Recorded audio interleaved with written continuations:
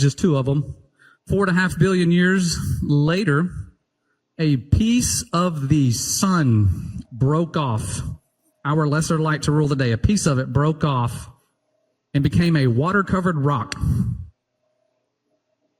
Our Father said it's foolish. And people make fun of us for what we believe. A water-covered rock, pressurized atmosphere in a vacuum came from a piece of the sun that broke off. And then from there, all life randomly spawned into existence coming from this water-covered rock. Where did the water come from? Nobody knows. They say, one theory states Earth was born with it. I thought it broke off of the sun. Why doesn't the sun look like us? The water that we had delivered, the other theory is it came here like somebody ordered it from Uber in rocks. Rocks delivered the water. And then they skipped the sun so the sun didn't get put out. But from there, everything came into existence. Trees, plants, animals, birds, dinosaurs, multi-ton creatures that went extinct. What happens after you go extinct in the story? No, you turn into birds. That's their wisdom. Now, where do these lies come from? This is like pretty much new information to me. I always look up, was so-and-so a Freemason? No. Oh, darn. That's the end of the story. Now, there's other secret societies and places where this stuff comes from. The person who created the old earth lie was a demon, obviously, but he uses people. And the guy's name was James Hutton, 1700s. This guy was a member of the Canongate Lodge. He's from the UK. Guess who else was in the same lodge at the exact same time? Someone who needed that lie. The lie of evolution.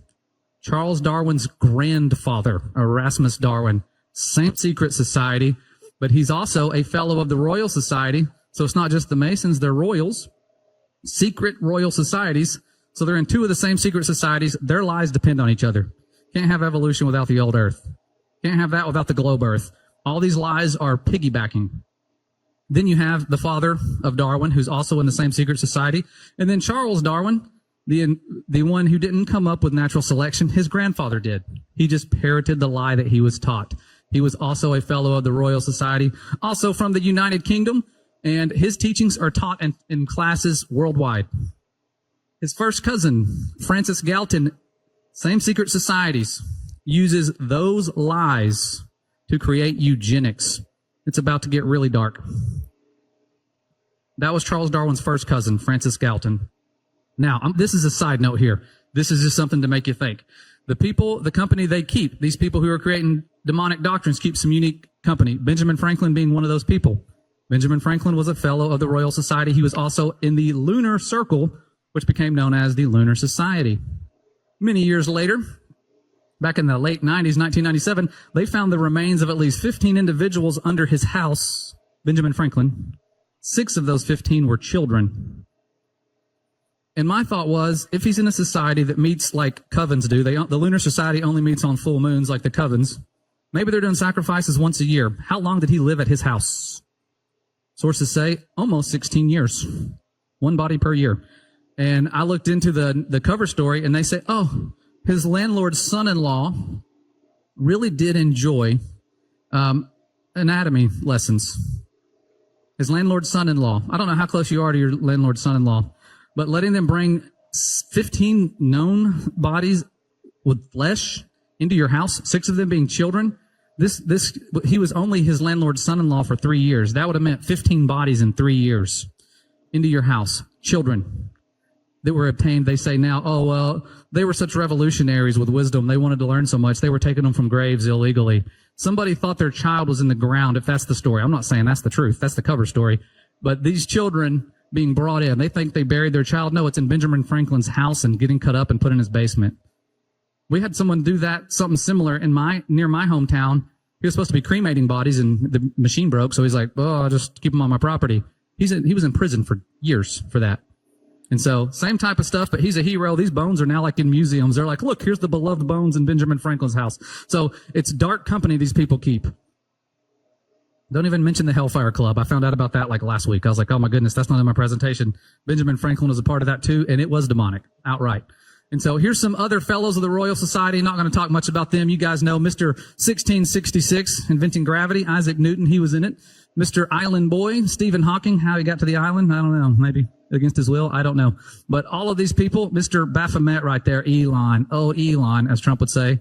The star is born, Elon. Yeah, that guy, the one who's going to probably try to be the one saving us from a threat from above, like Mikey Jenny was pointing out. All these people play a part, and they're all from the same secret societies.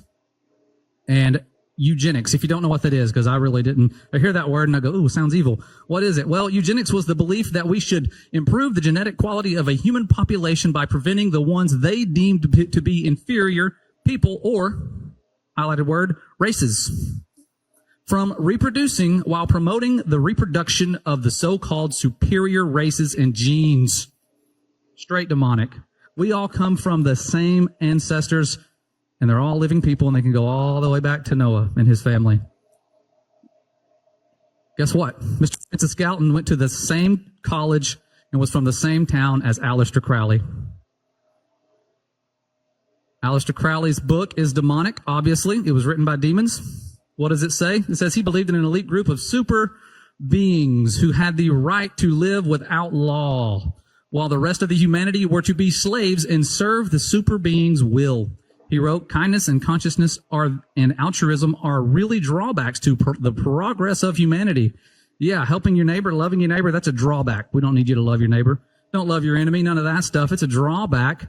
He says that they should dominate the weak and less fit, exploit them, and if necessary, kill them. Compassion is the vice of kings, he writes. Stamp down the wretched and the weak. This is Aleister Crowley supporting eugenics. Ironically, this is another side note.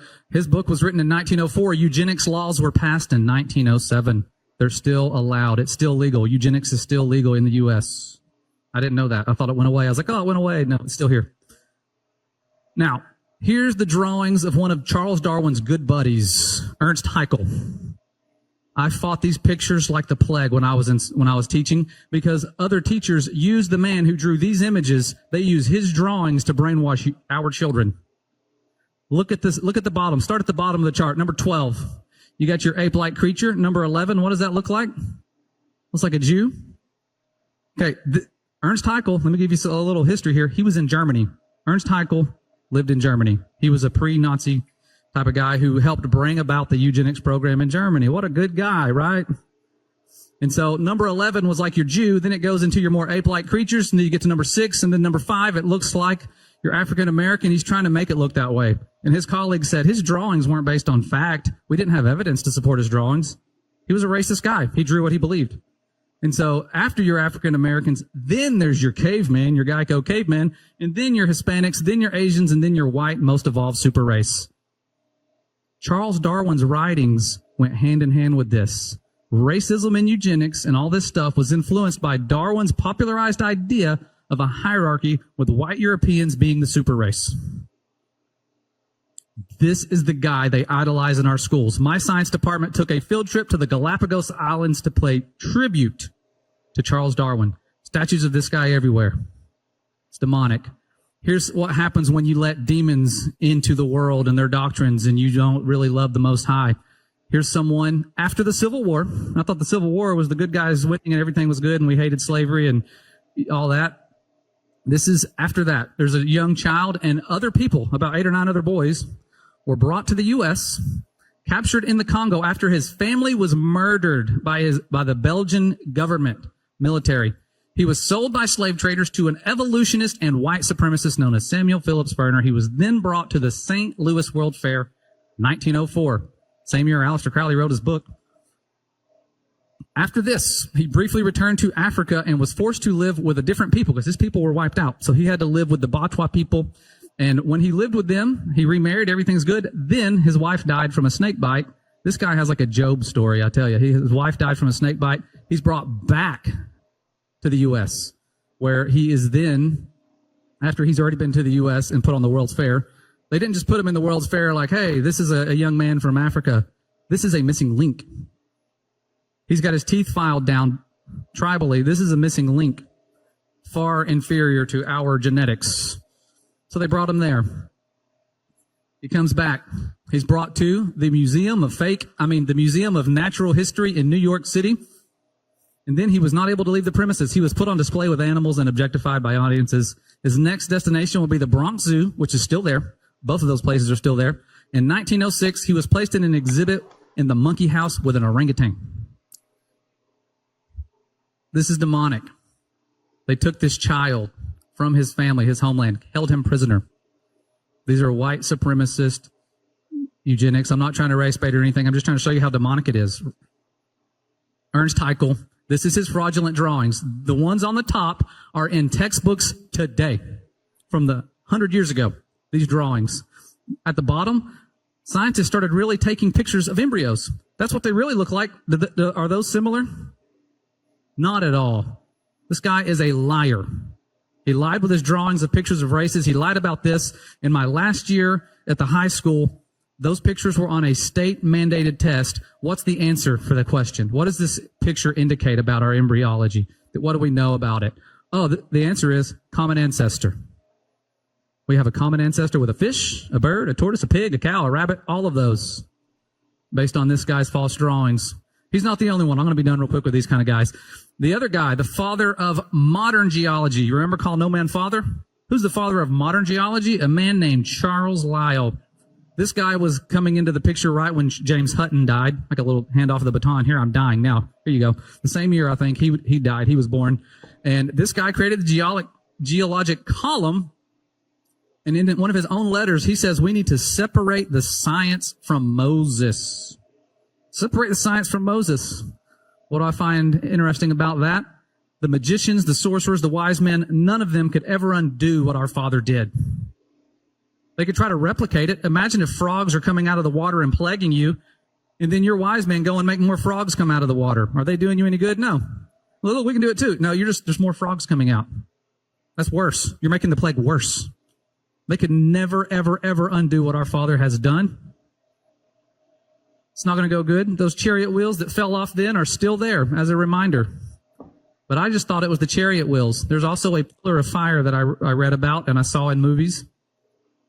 Proof of that pillar of fire is still there to this day. You go where the crossing happened, there is melted sand on the shoreline. There's stones infused in that melted sand and soil. That pillar of fire had to have been over 3,000 degrees to do that. There's no blowtorch big enough to melt an entire shoreline evenly like that. There are literal puddles of melted soil, kind of like glass. It's not pure sand, so it's not going to be pure clear glass. But that stuff is there, and they chipped away at this. The guy that filmed this had somebody chip away at it and pull up that stone where you can see it's melted together, where the pillar of fire was. I would love to touch that ground where that pillar of fire passed through. Man, how foolish were they to go after? But like they said before, our enemy has just a short bag of tricks where he gets people to go after and war against the Most High. That's what he's trying to do now. They had chariots back then. Imagine how bold they're going to be with jets and tanks and ships. They just had chariots, and those wheels fell off pretty easy. Still there as a reminder. And all of those demonic lies are used to support a tree of life. They call it the tree of life. Well, I'm here to tell you the tree of life is making a comeback, and it's not that one. That tree of life does not have roots. We're going to destroy that fake tree of life. This is actual posters I have seen in classrooms. It's a fake tree of life. At the bottom is where that water and rock that came from the sun turned into life and made everything. And for many years, I was focused on the branches of this stupid little tree. And then I found out we don't need to focus on the branches. Let's go straight to the roots of this tree. Are there roots of this fake tree of life? No, there's not. Because most of your life, you've seen this. Has anyone ever seen plants learning to walk on land? No, there's no missing links to plants. They can't do the Piltdown Man type of hoax with plants. And so there's no missing links with plants. To go from some miraculous cell to plants, there would be a lot that was needed. So you're never going to see them walking out on land. For one, in order for them to turn into every single plant, tree, cactus, fruit tree, everything, in order for them to do that, they would need to have a lot of things. They would need soil. Any farmers in here? Don't you know that soil, we got some farmers, I know we got some farmers, soil requires the breakdown of larger rocks into smaller pieces, that's one part of the equation, and the incorporation of plant and animal remains, creating a complex mixture to support life. You also need bacteria and things. You need living soil. Where's that living soil when they're the first things learning to walk on land? There's not any. Not only that, imagine if I said, hey, I want you to go on the sunlight, water, and air diet. You would die. Sunlight, water, and air. Or if I said, you got to invent a machine that takes sunlight, water, and air and turns it into an apple. Mankind is at their limits. They can't do it. No one has ever taken these ingredients and had them make food, but our Father did at creation on the third day, before there was even sunlight. He made plants. His light, just like we have the breath of life, he was the light of life for these plants. And these plants can grow huge. They say the General Sherman tree, the largest tree in the world, allegedly, 2.7 million pounds, and that's what it ate. I thought when I was young, well, they're eating dirt. No, they're not. You could weigh the dirt. They're not eating the dirt. If they were, that tree would be in a giant canyon. It'd be in a pit. 2.7 million pounds worth of dirt would be missing. These things are eating sunlight, water, and air. And they say that that tree is about the size of the statue of Liberty, right there. But what do plants need? Again, look at the ingredients. This is where that tree of life falls apart. CO2. We breathe it out. CO2. Are there more O's than C's? Yes, there's 2 O's and 1 C. Where do those O's come from? Where does that's oxygen. The O's stand for oxygen. Where does oxygen come from, guys? Plants. And I said, so my question was, what's the original source of oxygen for carbon dioxide? Photosynthesis performed by cyanobacteria. Think about that. They don't have CO2 yet because oxygen hasn't been made by them. If oxygen hasn't been made by them, there's no CO2. There's just C. There's no O2. And so their fake tree of life's falling apart rapidly. And then the NIH comes in for the rescue. Let's go to the very first cell. Skip the plant cells, skip all that, all the evolution missing links. Let's look at that first cell. Because as a science teacher, I am given animations and cartoons. And when I started learning about the globe stuff, I was like, I'm teaching stuff like the globe. So I'm like, I'm teaching with cartoons. This stuff is all based on cartoons. Where's the real stuff? Well, they tell us that a cell membrane is made up of phospholipids. And according to the NIH, which is the primary medical research agency of the U.S., they say the first cell is thought to have arisen by the enclosure of self-replicating RNA and associated molecules. They just gloss over that, associated molecules. Imagine if I gave you a stack of Legos and said, this thing needs to be self-replicating by next year on its own. You would need a lot of molecules to make the parts that were already there to self-replicate. You would need moving parts. You can't just throw those parts together and have them move. So those associated molecules would have to be guided by a force with precision, doing things, working without eyes, without feet, without legs, without families to feed. Molecules don't do that unless the breath of life is guiding them. And so they say that all of that stuff, the self-replicating RNA, was enclosed by phospholipids. And while I'm being a mad scientist and investigating this, phospholipids are allegedly the skin of your cell, what surrounds your cell. It's made up of trillions of phospholipids. Okay? Problem is, again, self-replicating molecules needing to find RNA. There's no living organism today that just has RNA as their primary genetic material. It's all DNA. So RNA wouldn't work. We know that. RNA can be used to change things. They use messenger RNA to change things. They did that recently. My brother Lucas talked about that. Messenger RNA. Think about that. What do they call angels? Messengers. Giving everybody messenger RNA. Now, these phospholipids aren't simple. Where they say these phospholipids are just floating in the ocean. Simple molecules floating in the ocean. And I thought, where do these things exist in nature if they're just floating in the ocean? Look at the structure. Look how many carbons, hydrogen, oxygen things. Something had to assemble this. Something had to make this. They're only made in the cell by cell organelles. They're not found in nature. You can't find these things in nature.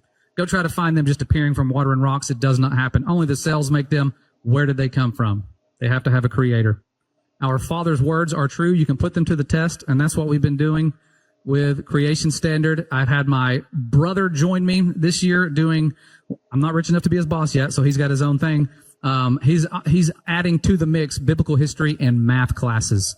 And so we have earth and life science classes with Creation Standard. We have children around the world who are hungry for this type of information, willing to go out there and learn this stuff and bring it to the world, knowing that we can send them to college, we can send them anywhere, and they're not going to get indoctrinated. What a blessing is that? Because you don't know how long you have your children or where they're going to go, but you want them to have a strong foundation. And I look at everybody as children now. You know, when I see older people, I don't look at older people as older people anymore. I look at them as precious children. And so I want to make sure that you guys know how to navigate this world of lies. It's only going to get worse with things coming. The deceptions are going to be greater. There's false teachers everywhere, like a brother said on the stage last night.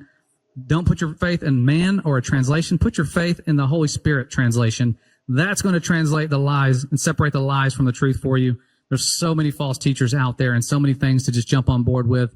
But if you're interested in biblical earth and life science classes, you'll be joining people from around the world. We have a table back there where we have some cards where you can find our website. We have people. We haven't filled up the map yet. We're not like Dave Weiss with the blue dots everywhere. We've got, but he has helped us out. He put this stuff on his app and help people find it. We have people in all sorts of different countries registered. And so it's been a blessing. This is my second year doing Creation Standard. Last year was the first year where we built everything. We have 4 classes that I offer. My brother offers biblical history and math, and I'm the earth and life science. All age groups pretty much, except for the really, really young. Once they get below elementary kind of ages, kind of tough. If you want to support us, you can go to the website. There's a QR code. If you guys are interested in supporting the mission to bring the truth of creation to people everywhere. It has been a great blessing. And well, thank you guys so much for listening. You guys are the best.